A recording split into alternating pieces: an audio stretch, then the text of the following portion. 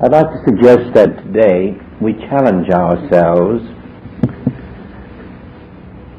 and make ourselves face spiritual truth without flinching. We each appoint ourselves a committee of one and take our humanhood in hand as a child. Now the first challenge is this: did Joel die?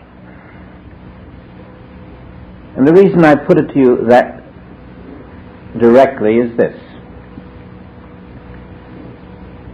When we are told that this is a spiritual universe, and we know that spirit cannot die, we must face the fact that every individual that we know who can die is being regarded by us with a divided consciousness. The moment we know any individual who can die, we are walking outside the spiritual universe. And when you're walking outside of it, where can you really be walking if there is no other universe? Now, if we're to come out of this cosmic hypnosis and walk in reality, we must accept one ultimatum to ourselves. You are either the human, not the divine image and likeness of God, or you are the Christ man. And there is no in between. There is no half and half. There is Christ man, child of God, or you man, the illegitimate, the orphan, the one who has no father and lives under the law of matter. Now we in this class have come to a place where it is quite likely that very little new truth will be added with words. And rather than seek new truth, the time has come to live by the truth that we know. So that if you are walking this earth under the belief that you are a corporeal being, man of flesh, born to live and to die, then the truth even that you have learned has not made penetration. And you cannot accept or even expect to walk under divine law on this earth.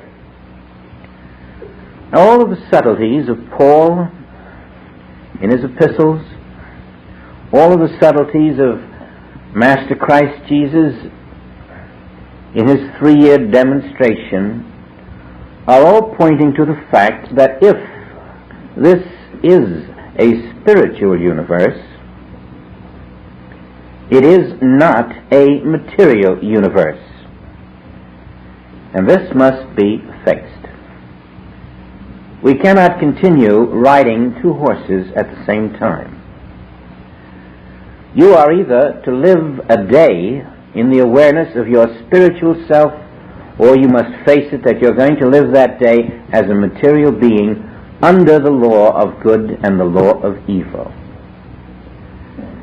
And so, now that we have come past the toddling stage, now that we can say that we are children who have begun to grow up,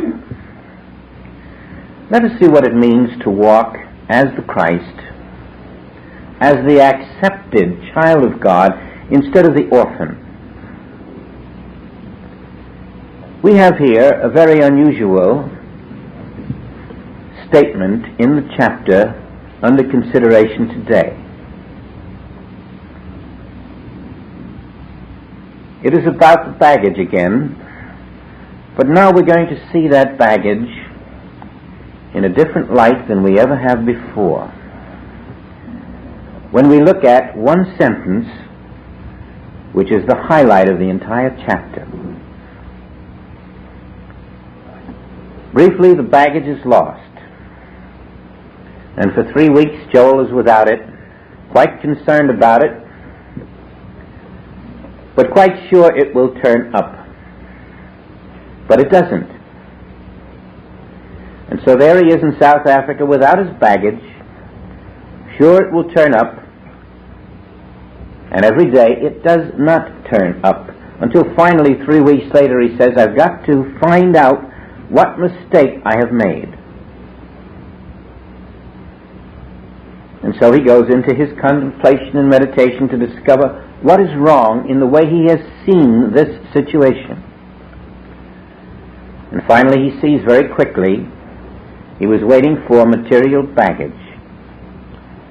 And he, of all people, who knows this is a spiritual universe, and so now the wheels begin to turn. Of course, there's no space where baggage could be lost. There's no space that baggage could occupy, and there's no time in which it could be lost. And there's no time in which it could be found.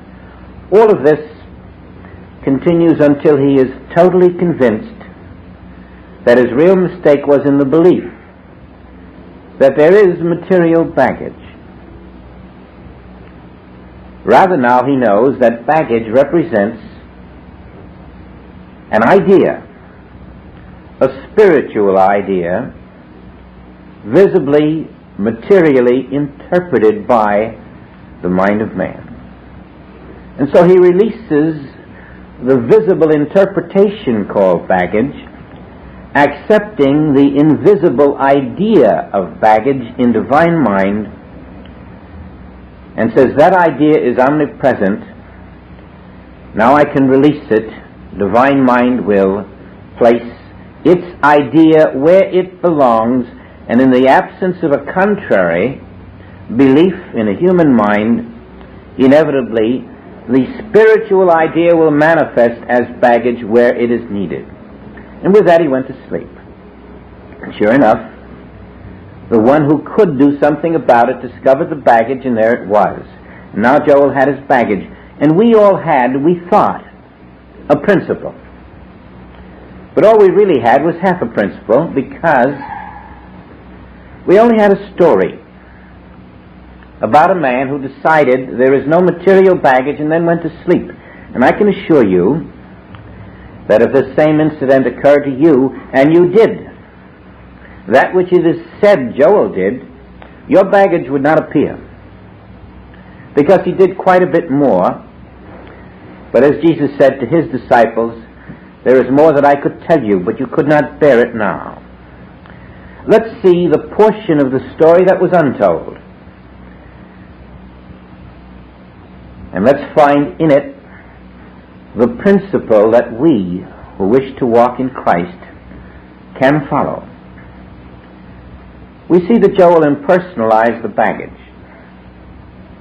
He saw it as a nothingness, matter without reality, without fabric, without substance. Fine, true. But do you see that he also did this about himself? That just as baggage was not matter, neither was Joel. That's the other half. There was no physical Joel to receive baggage, and there was no physical baggage. There was only a spiritual universe. Now over here is the baggage, and over here is Joel. What are they? In his realization, he saw baggage as an image in time and space, and also Joel as an image in time and space. But where were these images? In spirit, because spirit is all there is. They were in omnipresence, and spirit omnipresence is not divided. Only the images of form were divided. The image of Joel physically was separated from the image of baggage physically, but both the baggage and Joel in reality were pure spirit, undivided.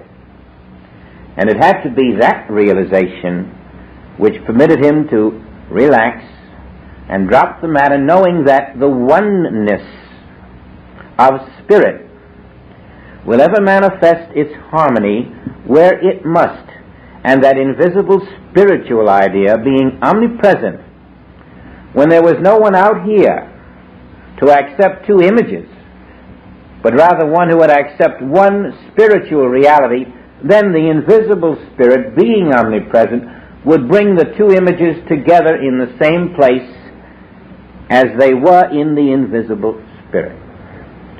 Now, once you capture that the word baggage is a symbol for everything else in this universe, then your principle begins to expand and multiply. Joel's baggage had to come because the power of Spirit is ever fulfilling itself. It will not produce an image in the visible without sustaining that image. The divine image of man is ever sustained by the self-fulfilling Spirit, which is the very substance of that man. And as a consequence, wherever you are, whoever you are, and whenever you are there, your own must come to you, because you are never separated from your baggage, your household, your companion, your truth, your reality. All is embodied in the one invisible self, and there is never a separation in spirit. With this knowledge you can walk the earth. I can never be separated from anything that is mine. But I must translate these things that I call mine back to their spiritual identity. All things are the invisible Spirit, and in the knowledge that Spirit is one and is never divisible, I, accepting myself as Spirit, and no material world whatsoever, know that I have found the invisible kingdom of God, and that all things must be added in divine sequence, in the right quantities, in the right place at the right time. And so he rested, as we must learn to rest, in the fact that not only his baggage had to come to him, but the fullness of the embodiment of Christ had to be revealed in this time-space world of images. All that belongs to you is ever yours. There is absolutely no power to take it from you. The only power to keep it from you lies in your disbelief in your own spiritual selfhood. By the same token, nothing can be added to you. For all that you are and ever will be is already a completed embodiment in the Christ. You remember that in Ecclesiastes. Nothing can be added or subtracted from the spiritual universe. Now, when you have a fairly good grasp of this, you do not identify things or persons, but you retranslate everything back to spiritual reality. In other words, you reconceive the universe immaculately as it is, and you consciously walk through the immaculate universe, knowing that I am never divided from myself. If I have a need, it is completely expressed in the invisible world. Whatever need I may have is already a spiritual idea fulfilled and invisibly manifest, and must come to me fulfilled in my acceptance of the invisible spiritual nature of this universe. You see, we have walked the earth and have made ourselves orphans. We have denied the fatherhood of God. We have insisted that we are material beings.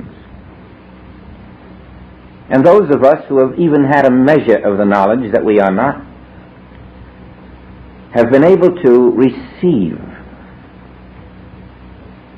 that impulse from the Spirit which shows you that omnipotence rests only in the realization of Christ within. I must be wherever the Father is.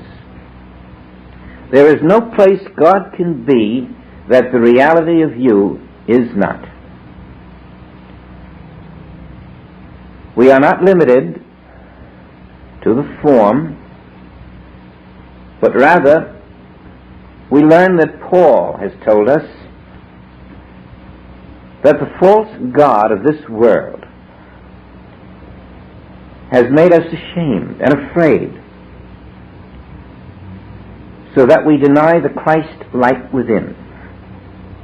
But Jesus, he said, was not afraid and ashamed to declare himself one with God. And in the facing of the fact of a spiritual universe which is God, which is the One, you find it impossible to avoid that confrontation where you must demand of yourself the acceptance that I and the Father are one and can never be separate, can never be divided, can never exist as a two-ness in reality. Now ask yourself and answer yourself within yourself. Who are you? To what name do you answer? Are you walking as that one? Are you walking in a spiritual universe? Or are you dividing heaven and earth? Are you dividing God and man? Are you living in a body, in a mind, in a life which is not the body, the mind, the life of God? If you are, then you are the creature who receives not the things of God for one reason alone. You have made yourself an orphan. You refuse to be the child of God. You refuse to walk in the body of God, in the mind of God, in the soul of God, in the life of God. You refuse to accept the incorporeal nature of reality. And for you always there will be baggage separated from you, people separated from you, things separated from you, conditions dividing you. Why? Because in the world of matter, this is the nature of the material universe. But in the world of spirit, which knows no opposite, there is no baggage that can be separated from you. The Christ says, I have no baggage to lose. The Christ says, I have no health to lose. I have no wealth to lose. The Christ says, I have neither health that is good nor health that is bad. I am neither rich nor poor. I am neither here nor there. The Christ says, I can never be born and never die. The only way we can find the treasures of divine law functioning in our lives is to pass the quotation stage and spend our day accepting God as the only life on this planet. We must resolutely and consciously walk forth with the knowledge that I am spirit, God-governed, living in a spiritual universe, and not under the law of matter. The law of matter has no power whatsoever over my Christ self, and there is no other self. We must learn to look at our physical problems, our mental, social, economic problems, and recognize that each of these problems is baggage. A false sense of a material quantity and quality, and that our good health is only separated from us because we have accepted a material sense of health. Our income is separated from us because we have accepted a material sense of income. Our happiness separated from us for the same reason. Always fear, confusion, doubt, resentment, these are the feelings we must look at with the eye of a critic who says, if I fear, I am denying Christhood. If I doubt, I am denying Christhood. If I am unhappy, I am denying Christhood. If I lack, if I am limited, if I look at the germ and worry about it, I am denying Christhood. If I am separated from my good, I am denying Christhood. I must retranslate myself back into the child of God, the Spirit of God, and know that the Spirit of God is now under divine law. It matters not what appears, what strikes, what threatens. It matters not if your toothbrush shows you gums are bleeding. It matters not if there's an issue of blood. Nothing matters except the realization that Spirit is my name. Divine consciousness is running a perfect universe here, there, and everywhere now. And in this acceptance that divine consciousness is the all and is infallible, I can look at the issue of blood and realize the hypnotism of it. I can look at the baggage and say, mine own must come to me. Who can take away my health if my name is Spirit Christ? Who can take away anything that is yours? What competitor can rob you of that which is involved in your spiritual truth? Our place, then, is not to go out shopping for new buyers, new clients, new customers, new anything. Because this is the physical, material self. Our place is to know that all that I shall need throughout eternity is embodied in myself.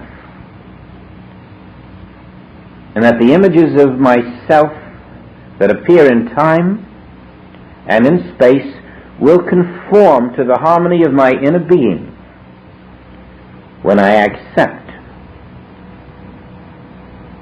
that the fatherhood of God is the source revealed by Jesus, by other masters, as the one source of all life. There is no other source for life, no other source for law, no other source for substance. Only the Father within. That is my source and my substance and my being. Now when you can say to yourself, who are you? And answer correctly within, you are at the point where you are making a demand upon yourself to walk forth in that identity.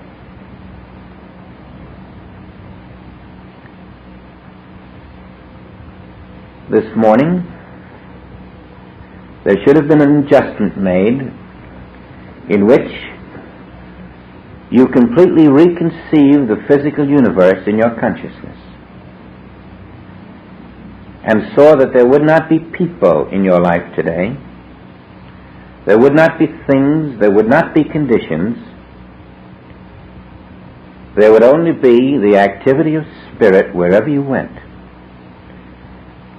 And then as you appeared in a physical form, mingling with others in a physical form, you would not see them as separate from yourself, any more than Joel saw the baggage as separate from himself. You would see that behind the mask of corporeality is the one invisible Spirit of all. You would be accepting divine law. To look unto me, the invisible Father, the one source. Now we are told by Paul that the firstborn of every creature is the Christ. We are told in Revelation that the only true witness to the universe of the Father is the firstborn of every creature, the Christ. And we who seek the grace of the Father must accept ourselves as that firstborn, which is the only witness of reality. You see, we have been too content with the words, too content with the thoughts, the ideas, the intellectual attitudes, too content with being entertained and amused, feeling that now I have this idea, I can walk to some degree in harmony. Now when Joel lost his baggage, a wonderful thing happened to him. If he hadn't lost it, we would not have learned this great principle that I and my baggage can never be divided. I and my good can never be divided. I and my identity can never be divided. We can look then at seeming error, seeming confusion, seeming lack, seeming problems, and learn the great truth that because Spirit is all, there is no place where the problem can be. The problem can only exist in a false state of consciousness. There is no place for it. There is no place for a problem in spirit, and Spirit is all.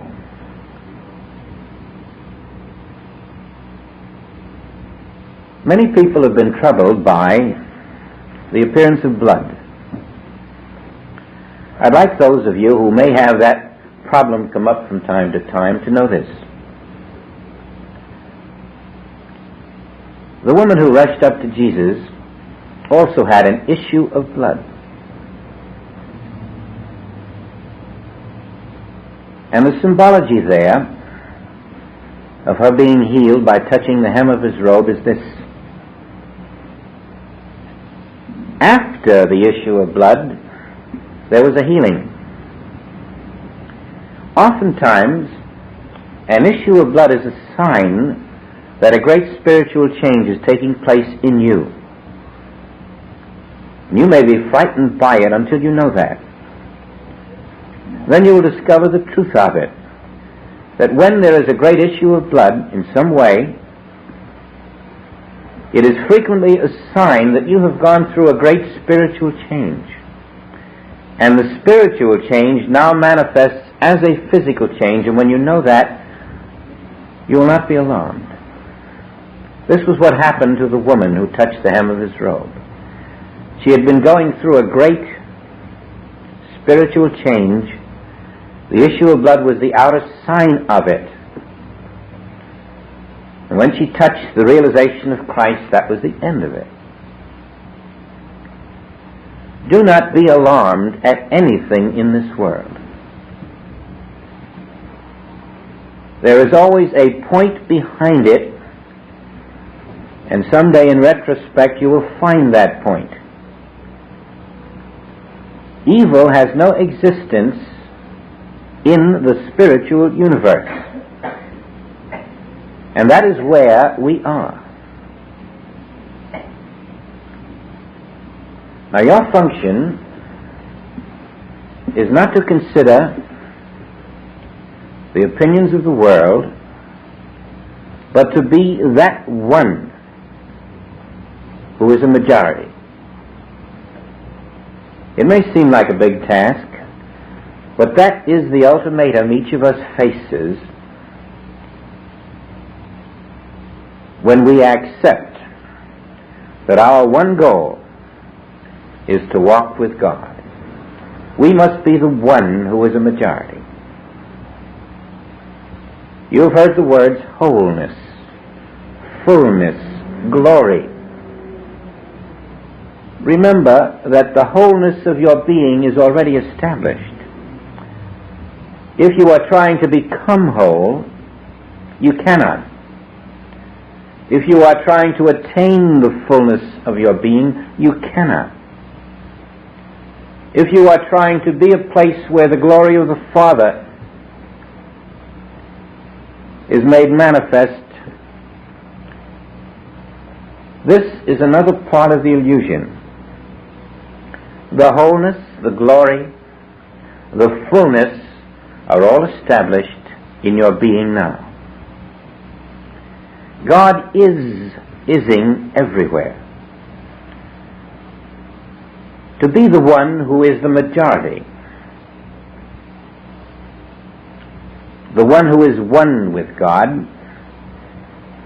you walk in the realization that God is ising. God is functioning. Spirit is being its perfect self. And if something seems apart from you, it is illusion. If something seems wrong with you, it is only false consciousness. Nothing can be wrong with you. But plenty can be wrong with your false concept of yourself. And therefore, get out of the false concept of yourself and accept yourself as God sees you. Consciously Christing yourself. Yes, we cannot tell this at the early stages of this work. But there is no reason why you should be shocked to know that you must live each day as the Christ. In a spiritual universe, aware that you are separated from no thing and no one. Christ is inseparable from Christ. And Christ is the one infinite divine image and likeness of the Father. All things translated into their invisible self are the one invisible Christ. I can be separated from no man. I can be separated from no help. I can be separated from no thing. For there is no man and there is no thing, there is only Christ invisible. Once you accept the fraction, you are denying the infinite. Once you accept the lie, you are denying the truth. Once you accept mortality, you are denying spiritual immortality as the only reality. And so you become observant, diligently alert and watchful. This finite condition does not enter your consciousness to defile it. This problem, this lack, this limitation, this need, you learn the great secret This need only exists in a false, finite human consciousness. This need is already fulfilled. Accept yourself in spirit. Accept everyone you know in spirit. And rest and watch the manifestation of the need fulfilled. Christ fulfilling itself. How many of us have not put this to the test? How many of us still think that I can figure this out for myself? Think of the mental barriers that we have built up, limiting ourselves to our sense of things. Limiting ourselves to our mind concepts,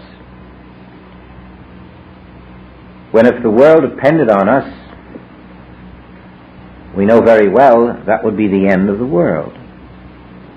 You and I weren't up last night turning the tides. We didn't get up this morning and set the sun up there in the sky.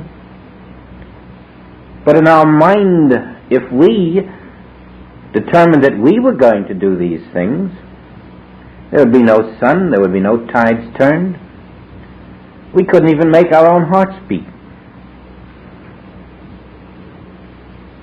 Why not then relax into that force of being, which now, at this instant, and forevermore, is maintaining its perfect selfhood everywhere.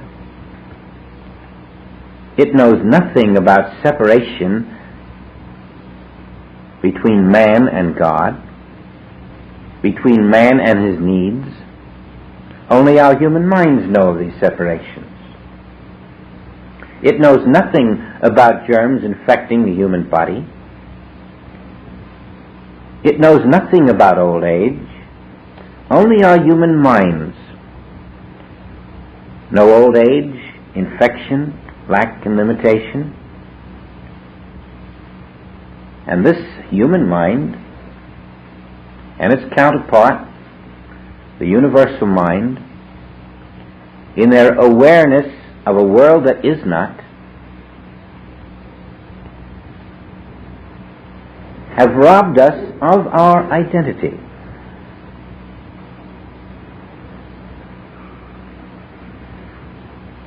You depend on no man to reclaim all that is yours. There is nothing any person in this world or any condition among nations can withhold from you. We each have complete and total dominion over the perfect universe that we truly inhabit. Now, every moment that you permit yourself to live in the divided consciousness, you are turning to the God of this world and away from the spiritual universe of the Father. There is not a single problem that you have that is real. Never has been. Just the other day, I had a little session with a Lama from Tibet. I don't know if there are any others in this country or not. And he said something very interesting. Something I had been trying to formulate into words many times. He said there are no objects when you remove the subject. There are no claims or problems when you remove the human sense of life. Now, these men from Tibet who have been scattered by the communists in China, this would appear to be a very serious thing for the world. But you can begin to see that now these men will be scattered to the four winds. They will appear in many countries. And always that which the human mind interprets as a bad thing is not that at all. Now there are young boys who can study here with this Lama. Now they can receive from him wisdom that the world had not received for hundreds of years. Always what you consider the bad in your life is only the breaking up of those barriers that you have built to the realization of Christ. And there need not be a continuation of those barriers or of those problems. The subject must be removed. And the subject is your human consciousness.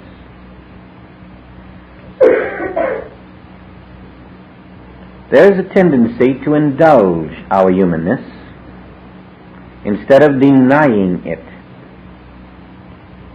When we were told to deny ourselves, it was to bring us face to face with the knowledge that the self we were to deny is the false sense of self. And only in the denial of it could the Christ self shine through. Now look again at your life, at every evil you consider to be in it, and crucify not the evil, but your belief that the evil is there. Truly, when you say there is evil in your life, the real error there is that you are denying Christ as the substance of your being. And you can fight those errors endlessly and even win sometimes, but you'll still be out of Christhood. Remove the subject. The subject is the human selfhood. There never was one. And it doesn't matter if you see one in the mirror, or if the one you see in the mirror is occasionally ill. There is no such subject. There is only the invisible child of God. And when you have accepted that invisible child of God to be your name, then your next responsibility is to not go forth and deny it by word or deed. Look at the masters. What made them masters? They walked in spiritual bodies. They did not walk in physical bodies. They did not walk in human minds. Where did they get their spiritual bodies? Where did they get their infinite divine mind? Look unto me. They merely accepted the true nature of being as a spiritual body and a divine mind, and then refused to go outside of that spiritual body, outside of that divine mind, by human deeds. They were true to that which they accepted. We, who are not masters, have the same spiritual body and the same divine mind as they. The difference was that they accepted the truth of being, and we put it off. None of us has less of a spiritual body than Jesus, or less of a divine mind. For we are the same firstborn, as Paul put it, the firstborn of every creature is what he revealed unto us. But the child in us that is still playing with the milk instead of the meat, with the toys instead of the reality, the humanness of us that still wants to live in the masquerade,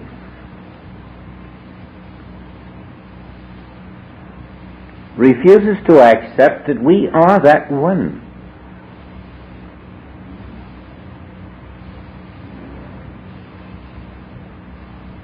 Now there'll be a lecture next week, and one after that, and one after that. But I can assure you, those who merely hear the words will be shortchanging themselves. There must be that dedicated effort which rigorously rejects all that denies your identity.